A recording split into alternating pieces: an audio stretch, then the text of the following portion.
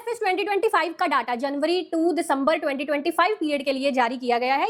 इसमें labour market से जुड़ी कुछ इंपॉर्टेंट फिगर्स, कुछ इंपॉर्टेंट डाटा जो है सामने आया, जो आपके इंडियन इकोनॉमी के यूनिट के लिए काफी इंपॉर्टेंट है। ये फिगर साथ साथ में नोट डाउन कर लीजिएगा।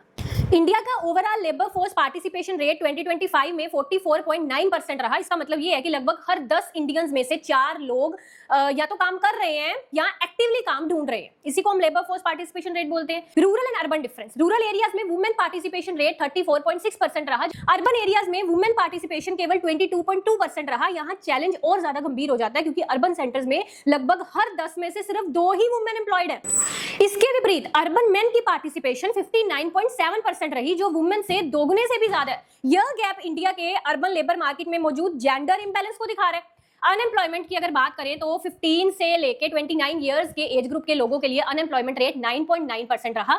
यह ध्यान देने वाली बात यह है कि ये जो मैं बात कर रही हूँ 9.9% की, ये लोग लेबर फोर्स से बाहर नहीं है बल्कि एक्टिवली जॉब्स ढूंढ रहे हैं, लेकिन उन्हें एम्प्लॉयमेंट मिल नहीं रही है ना। मतलब ये चीज क्या है कि अनएम्प्लॉयमेंट रेट केवल उन्हीं लोगों के लिए मेजर किया जाता है जो लेबर फोर्स में है, इसलिए ये एम्प्लॉयमेंट अपॉर्चुनिटीज की कमी को दिखाता है, बेसिकली पार्टिसिपेशन की कमी को नहीं।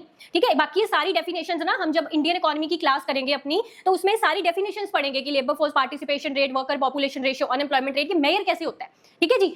सो अब यहाँ पे देखिए, अर्बन एरियाज में एजुकेटेड अनएम्प्लॉयमेंट रेट 7.2% रहा, जबकि रूरल एरियाज में ये 6% था।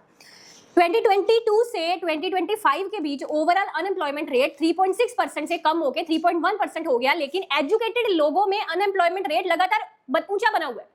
यह दिखाता है कि इकोनॉमी एजुकेटेड वर्कफोर्स की ग्रोथ के हिसाब से पर्याप्त जॉब्स क्रिएट नहीं कर पा रही। आगे हम देखते हैं women employment pattern. Rural areas में 70.7% वर्किंग वुमेन सेल्फ एम्प्लॉयड है। अर्बन एरियाज में 40.4% वुमेन सेल्फ एम्प्लॉयड है।